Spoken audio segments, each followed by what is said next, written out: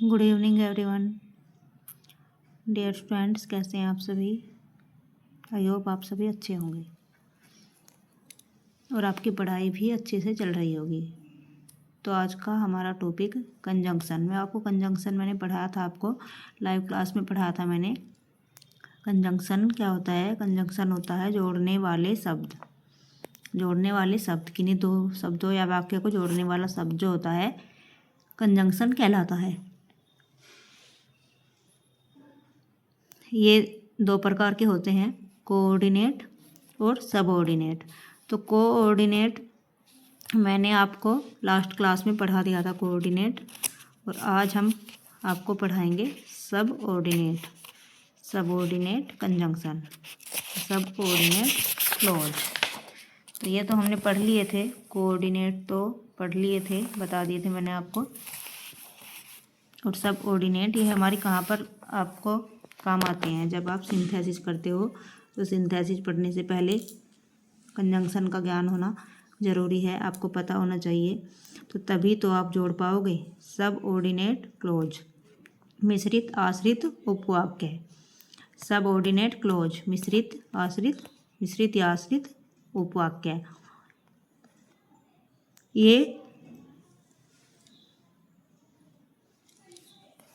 ये तीन प्रकार के होते हैं, नाउन क्लोज, एडजेक्टिव क्लोज और adverb close. Noun close, adjective close, adverb close. Noun close संज्ञा उपवाक्य, एडजेक्टिव क्लोज विशेषण उपवाक्य। विश्लेषण लिखा है, गलत लिखा है, विशेषण उपवाक्य। और एडवर्ब क्लोज क्रिया विशेषण उपवाक्य। तो सबसे पहले अब सबऑर्डिनेट क्लोज में नाउन क्लोज से हम स्टार्ट करेंगे। नाउन क्लोज, तो नाउन क्लोज क्या होते हैं? यह नाउन या संज्ञा का कार्य करते हैं। नाउन क्या होती है? नाउन संज्ञा होती है, तो यह नाउन या संज्ञा का कार्य करते हैं। और ये वाक्य दैट से आरंभ होते हैं। दैट मीन्स की। दैट मीन्स क्या होता है? की।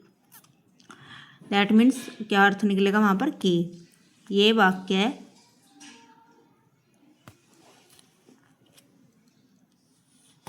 दैट से आरंभ होते हैं, जैसे कि देखिए, the teacher told that the earth is round. Teacher ने बताया कि अर्थ कैसी है? राउंड है, पृथ्वी गोल है। टीचर ने बताया कि दैट का अर्थ यहाँ पर की हो गया। तो teacher told that the earth is round. अब आपने देखा कि नाउन क्लोज को हम दैट से जोड़ सकते हैं, और दैट का मीन्स यहाँ पर क्या आ रहा है? की आ रहा है।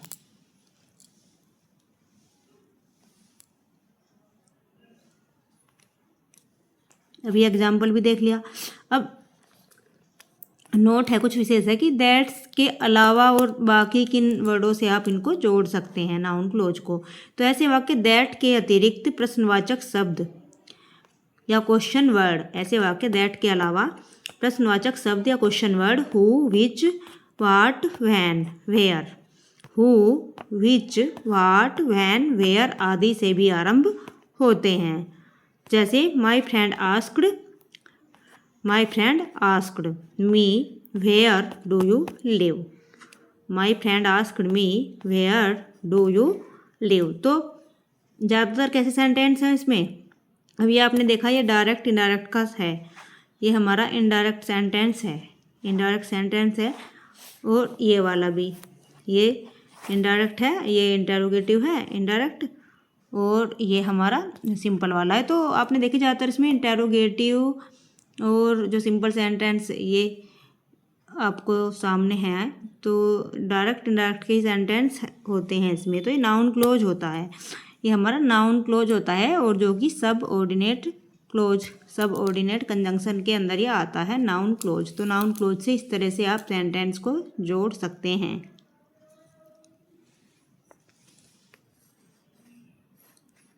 Number second, adjective close. Adjective close ये वाक्य हु, विच, वेयर से आरंभ होते हैं। एडजेक्टिव क्लोज विशेषण उपवाक्य। एडजेक्टिव क्या होता है? विशेषण होता है। हमारा ये वाक्य हु, विच या वेयर से आरंभ होते हैं और इनका अर्थ जो होता है, इनका अर्थ क्या होता है, हिंदी अर्थ क्या निकलेगा इनका, जो। एडजेक्टिव लो, ये वाक्य हु, विच या वेयर से आरंभ होते हैं और इनका अर्थ क्या निकल रहा है, जो। हु का प्रयोग सजीव के लिए करते हैं हम, तो हु का प्रयोग हम एडजेक्टिव क्लोज में, इसमें हु का प्रयोग हम सजीव के लिए करेंगे, लिविंग थिंग के लिए हम सजीव के लिए हु का प्रयोग करेंगे। विच का प्रयोग हम नॉन लिविंग थिंग्स यानी कि निर्जीव के लिए करेंगे, विच का प्रयोग निर्जीव के लिए किया जाता है, तथा वेयर का प्रयोग स्थान के लिए होता है। तो ये आप अच्छे से लर्न कर लेंगे कि एडजेक्टिव क्लोज में वाक्यों को जोड़ना है आपको, हु से, विच से और वेयर से जोड़ना है। इनका अर्थ होता है, हिंदी अर्थ होता है जो,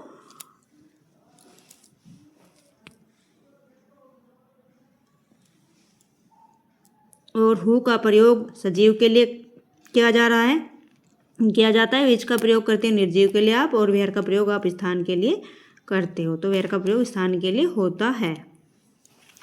इनमें पहले नाउन अवश्य होता है, इनसे पहले नाउन अवश्य आता है। इनसे पहले क्या आएगा, नाउन आएगा, और नाउन के बाद इन वर्डों से सेंटेंस जुड़े हुए होंगे, विच से, हु से या वेयर से।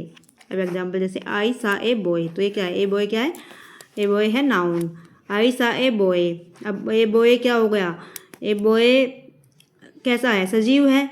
आई सा ए बॉय, बॉय कैसा है, सजीव। आई सा a boy who is my student, मैंने एक लड़का देखा जो कि मेरा स्टूडेंट है, जो मेरा स्टूडेंट है। तो इनका अर्थ क्या होगा, जो।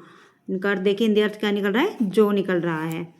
तो आई सा ए बॉय, तो ए बॉय क्या हो गया, ए बॉय हो गया है आपका, ये देखिए सजीव है बॉय तो, और हु इज माई स्टूडेंट।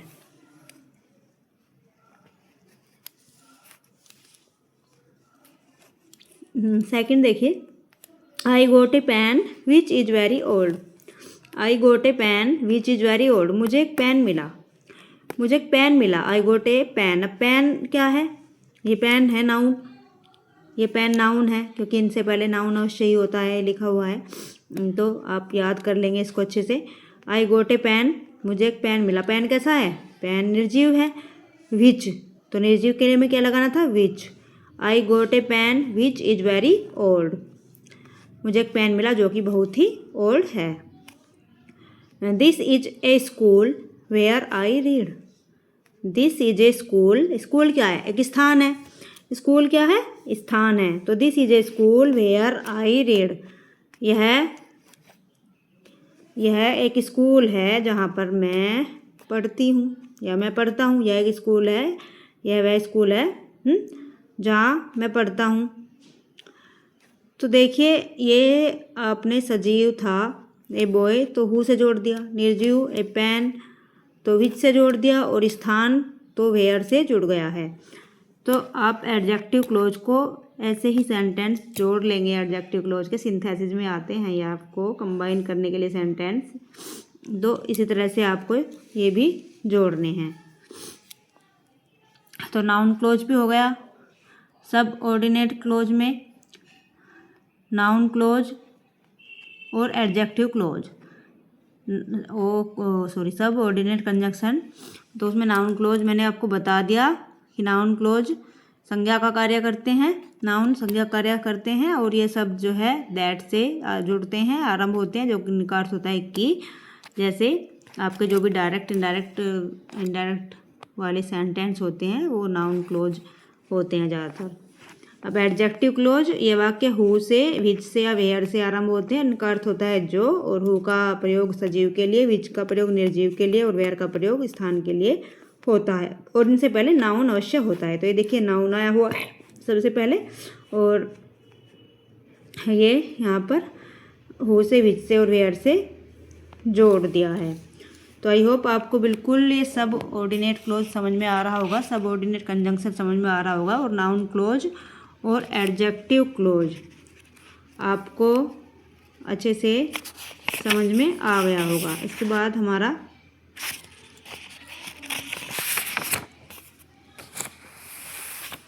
हाँ, ये नोट तो ये एडजेक्टिव क्लोज से पहले नाउन अवश्य आता है। एडजेक्टिव क्लोज से पहले नाउन अवश्य आता है।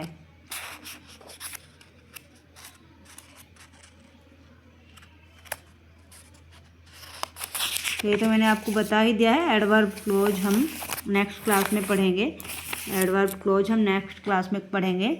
आज के लिए अभी कंजंक्शन में जो हमारा टॉपिक चल रहा है, तो उसमें सबऑर्डिनेट कंजंक्शन में आपने नाउन क्लोज को भी पढ़ लिया और एडजेक्टिव क्लोज को भी पढ़ लिया है। तो आई होप आपको अच्छे से समझ में आ गया होगा। पढ़ते रहिए, अच्छे से अपने एग्ज़ाम की तैयारी करते रहिए। आपके सभी एग्ज़ाम के लिए हेल्पफुल होती हैं ये चीज़ें। किसी भी एग्ज़ाम के लिए आप पढ़ सकते हैं और अच्छे से मेहनत से पढ़ते रहिए। और फ्रेंड्स, आपके तो एग्ज़ाम भी स्टार्ट होने वाले हैं अभी कल से, तो best of luck for your exam. पढ़ते रहिए, अच्छे से अपनी तैयारी करते रहिए। Okay students.